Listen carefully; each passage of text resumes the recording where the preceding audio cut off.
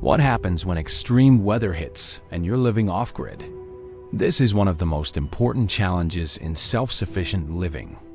Because extreme weather doesn't just affect your comfort, it affects your survival, your systems, and your ability to function day to day. When you live in a city, extreme weather is inconvenient. When you live off-grid, it can become serious very quickly if you are not prepared. In this video, we're going to break down what extreme weather actually means in an off-grid lifestyle and the real risks people underestimate. Let's start with the most important idea. Off-grid systems are directly dependent on the environment. Your power, water, and heating are all connected. Extreme weather is not just something happening outside. It's something that interacts with your entire way of living.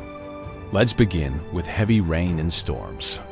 Rain might seem harmless, but in off-grid living, it can create multiple problems at the same time.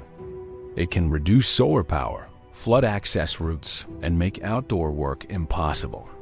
Even small design mistakes in drainage can turn into big problems. If your water system is not properly planned, storms can either overload it or contaminate it. Drainage and water control are just as important as energy. Now let's talk about high winds. Strong winds can damage solar panels, shift structures, or even damage roofs if things are not properly secured. Even consistent moderate wind over time can slowly wear down poorly secured systems. Mounting systems and structural stability are absolutely critical. Next is extreme cold weather.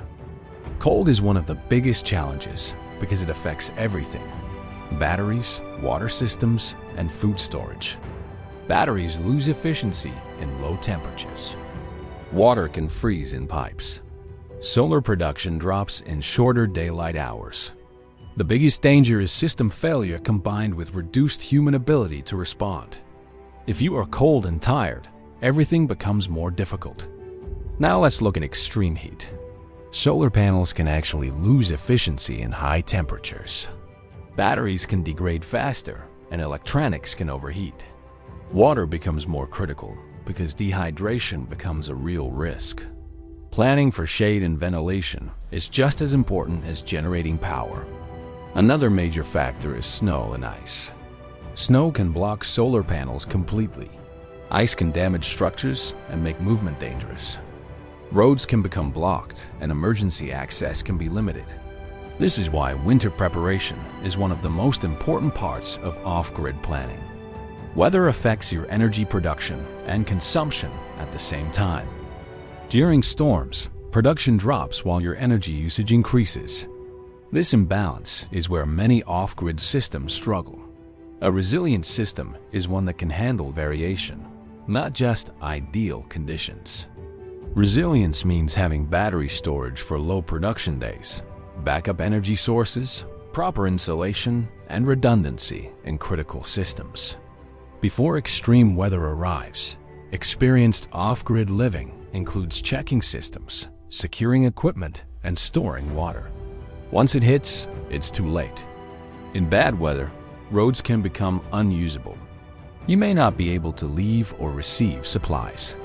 Isolation becomes a physical reality. Maintenance becomes harder during extreme conditions.